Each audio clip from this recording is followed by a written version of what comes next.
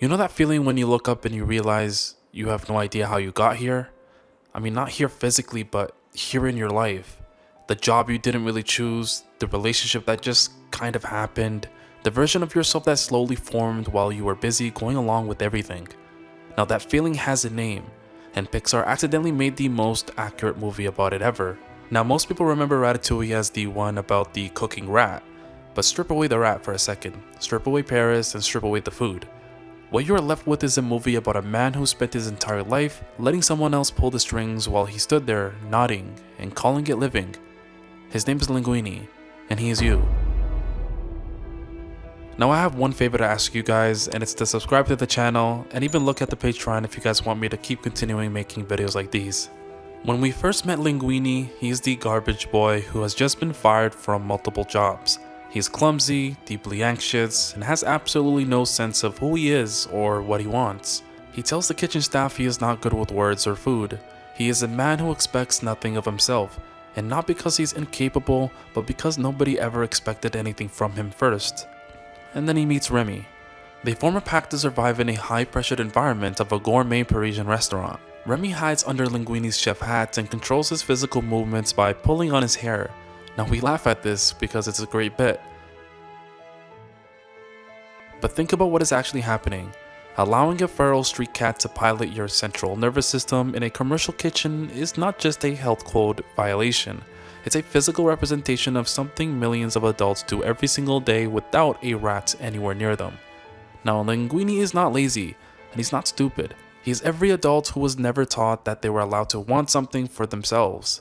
He hands over the controls of his life because driving the car himself is the most terrifying thing he can imagine. So why does this happen? And why do so many people end up here?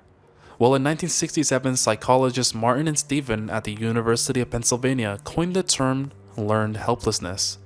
Now they found that when subjects were exposed to situations where their actions had no effect on the outcome, they stopped trying to change things even when the situation changed, and they actually could. I mean, they learned that trying was actually pointless, and that the belief stayed with them long enough after it stopped being true. Linguini grew up without his father, written off by everyone around him. He internalized a complete lack of agency so early that by adulthood, it just felt like a personality. Now this is not a character flaw. It is a learned response to an environment that gave him no reason to trust himself, and he is far from alone. Now according to a 2018 study from the US Behavioral Risk Factor Surveillance System, approximately 59% of US adults have experienced at least one adverse childhood event. More than half the adults you know have a background that actively disrupted their ability to trust their own instincts. They learned to fawn, to please, to make themselves agreeable enough that nobody would notice they had no idea what they actually wanted. Now Linguini's entire existence is a fawn response. He avoids making decisions because making a choice means taking responsibility for that outcome. And taking responsibility for the outcome means admitting you had a self-worth protecting in the first place. Now it's easier to let that rat pull your hair than to choose your own path and fail. But then it gets worse, because the rat makes Linguini incredibly successful. He becomes the star chef at Paris, he inherits the actual restaurant, he gets the penthouse, he wins the affection of Colette. Now he has everything society tells us we should want, and he is a nervous, miserable wreck. That is the part nobody talks about. In 1966, psychologist Julian Rotter defined what he called an external locus of control. The belief that the outcomes of your life are determined by external forces, luck, fate, other people, anything but yourself. Now when you have an external locus of control, success does not feel good. It feels like a trap. When you do not believe that you earned something, you spend every single day waiting for someone to figure out that you did not. In 2025, a meta-analysis published in BMC Psychology, researchers reviewed data from over 11,000 participants and found a global prevalence of imposter phenomenon at 62%. Now 62% of people are walking around terrified of being exposed as a fraud.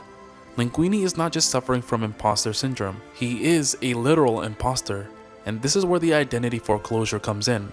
Because James Marcia developed this concept in 1966.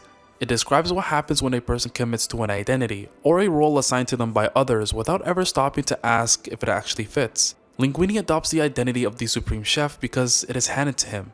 He never asks whether he wants it, he just puts it on and hopes nobody notices it doesn't fit. And this is where you have to look at the dark mirror of the story. Anton Ego.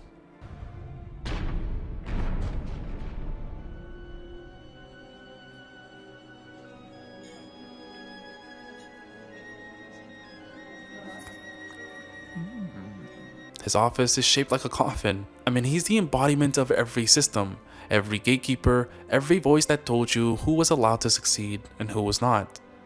You have met an Anton Ego. Maybe not in a restaurant in Paris, but you've met him. And Linguini has spent his entire life trying to hide from that voice. And then the pressure breaks him. He stands in front of his entire kitchen staff, the people who trusted him, who followed him, who actually believed in him, and he tells them the truth. And every single one of them walks out the door. Now sit with that for a second, because that moment is the exact thing that keeps passive people passive their entire lives. The terror that if you stop performing, if you stop letting other people pull your strings, and if you finally admit that you do not want the life they chose for you, you will lose everyone. Reclaiming your agency after a lifetime of giving it away is not an empowering montage. It's watching everything you built on someone else's foundation collapse. And most people never get there. A 2024 survey found that 37% of Americans feel socially stuck in a rut. We are drifting collectively, quietly, calling it adulting and moving on. No, existential drift is not a crisis. It does not announce itself. It is thousands of tiny moments where you said yes to something you did not want because saying no felt too complicated. You let your parents pick the major. You let your boss set the terms. You let your partner decide what the relationship looked like. And one day you look up and you're Linguini, standing in the kitchen that was never yours, wondering how you got here. Now here's what the ending of this movie actually means though. Linguini does not learn to cook. He stops trying to be a chef entirely. Can lead us there. What do you say? You with me?